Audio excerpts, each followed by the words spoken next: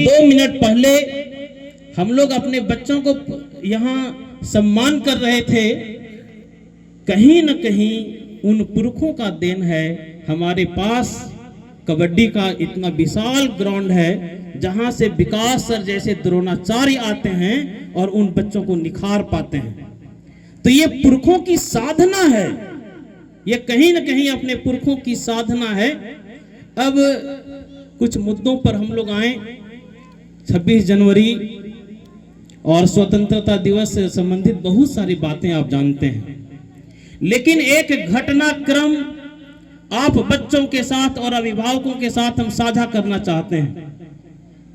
बड़ी बहन संध्या दी एक घटना हमारे साथ कई बार साझा की है और वह घटना जुड़ा हुआ है 12 साल और 13 साल के बच्चों के जीवन से।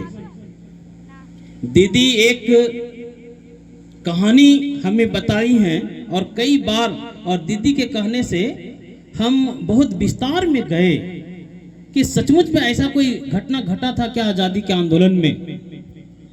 कूका आंदोलन, कूका आंदोलन से जुड़ा हुआ एक घटना है। एक 13 साल का लड़का इस देश के लिए शहीद हुआ था। उस घटनाक्रम को आप समझिएगा। आजादी की लड़ाई रक्त रंजित रहा है। कूका आंदोलन में 49 कूका आंदोलनकारियों को तोपों से उड़ा दिया गया था। बारी बारी से क्रांतिकारियों को अंग्रेज गोलियों से उड़ा रहे थे।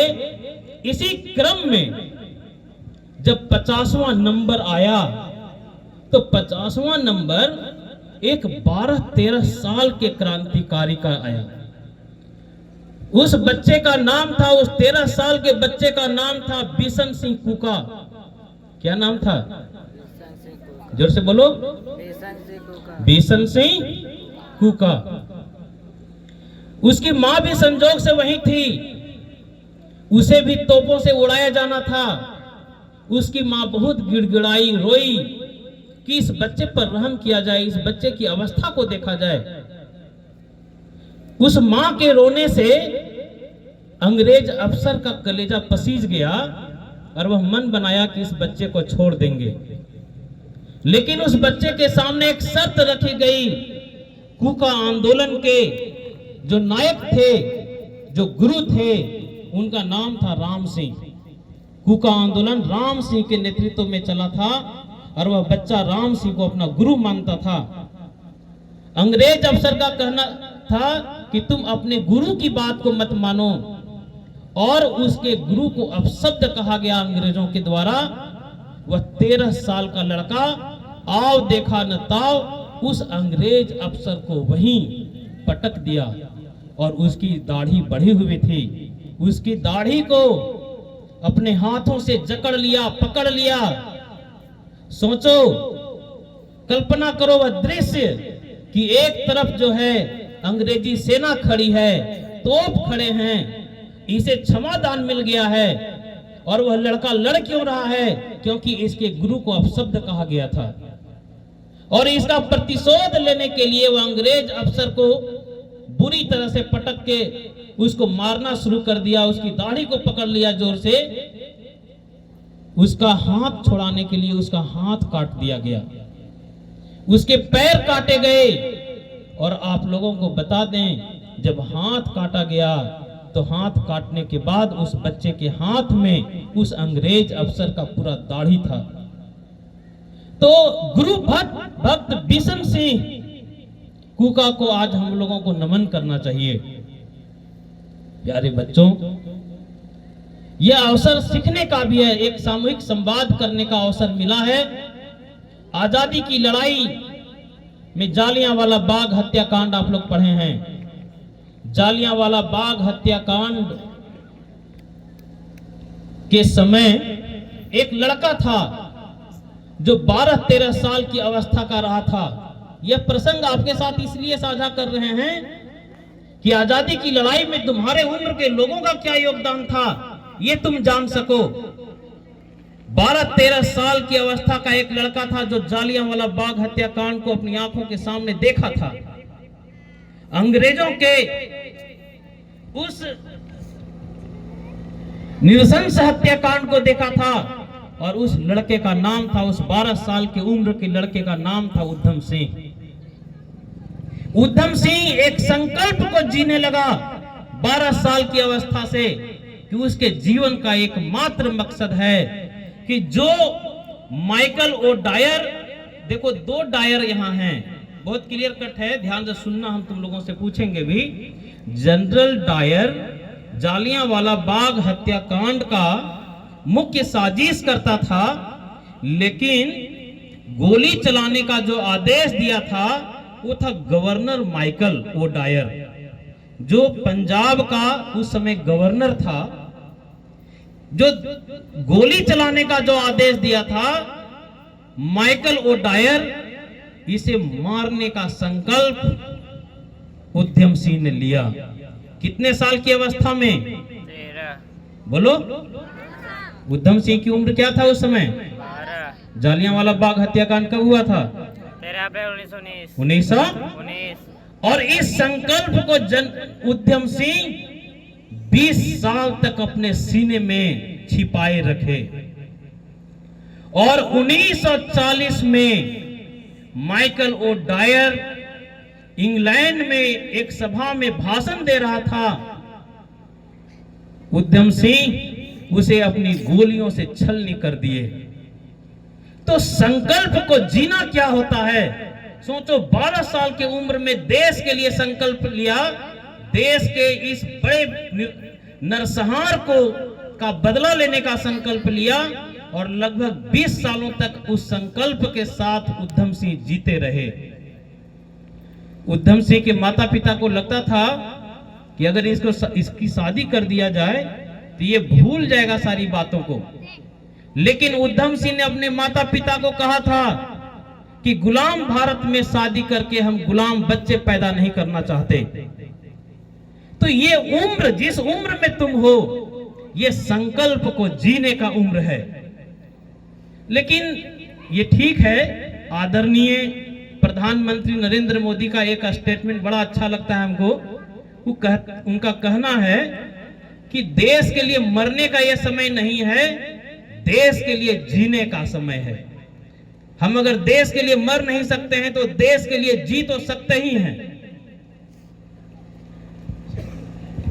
बड़ी बहन संध्या दी की कुछ पंक्तियां हैं, जिन पंक्तियों को हम आपको सुनाना चाहेंगे। चलो छोड़ देते हैं बाहर की बड़ी बड़ी बात को, पहले कहीं छोटे से शुरुआत हो, अपने घरों के दरवाजे से भीतरी दीवार तक अपनों के कई बिखरे अरमान हैं, उसे ही सहेज कर रखने की बात हो। प्यारे बच्चों, ये बात सही है कि किसी भी माता पिता का जो सबसे अमूल धरोहर है वो उसके बच्चे होते हैं, और कई अरमान आपके साथ उनका जुड़ा हुआ है।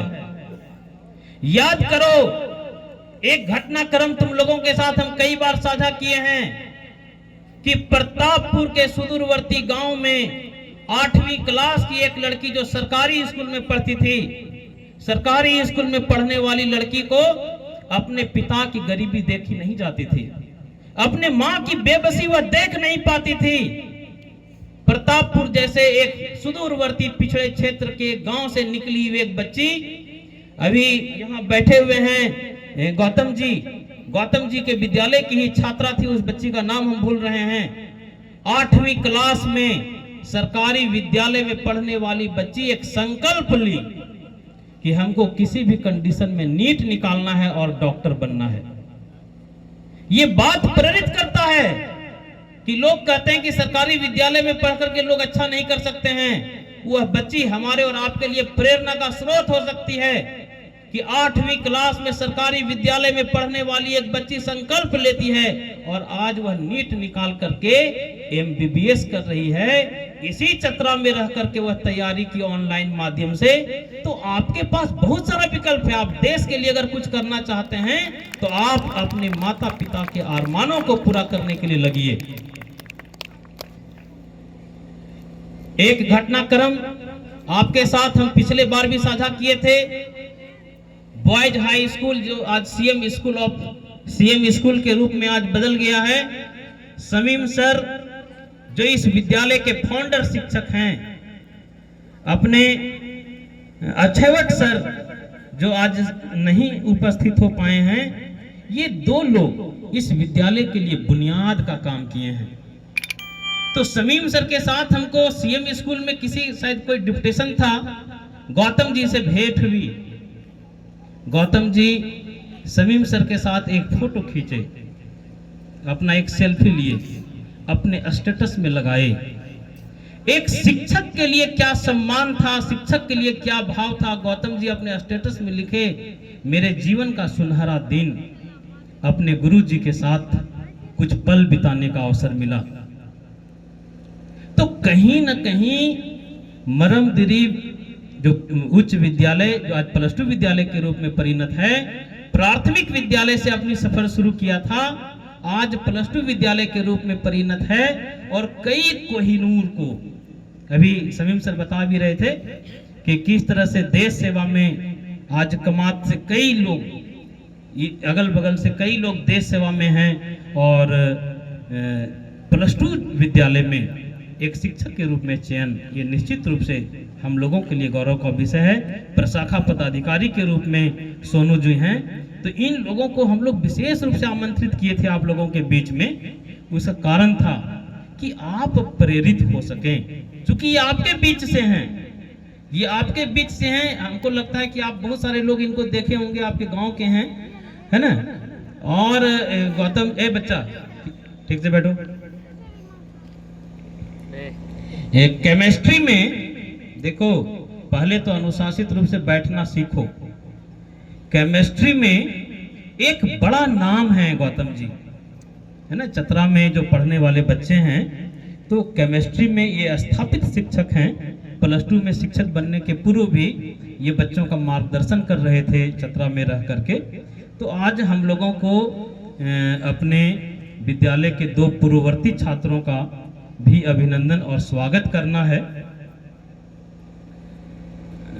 तो चलिए, समय की एक सीमा है, तो सबसे पहले हम चाहेंगे तो विद्यालय के प्रधानाध्यापक महोदय सर से और गणमान्य अभिभावकों से, प्रभु बाबू, सत्येंद्र बाबू, रंजित बाबू, आया जाए सर, ललित बाबू आइए, थोड़ा हम लोग इन लोगों का पहले सम्मान कर लें और स्वागत कर लें। चंदन सर लाइए।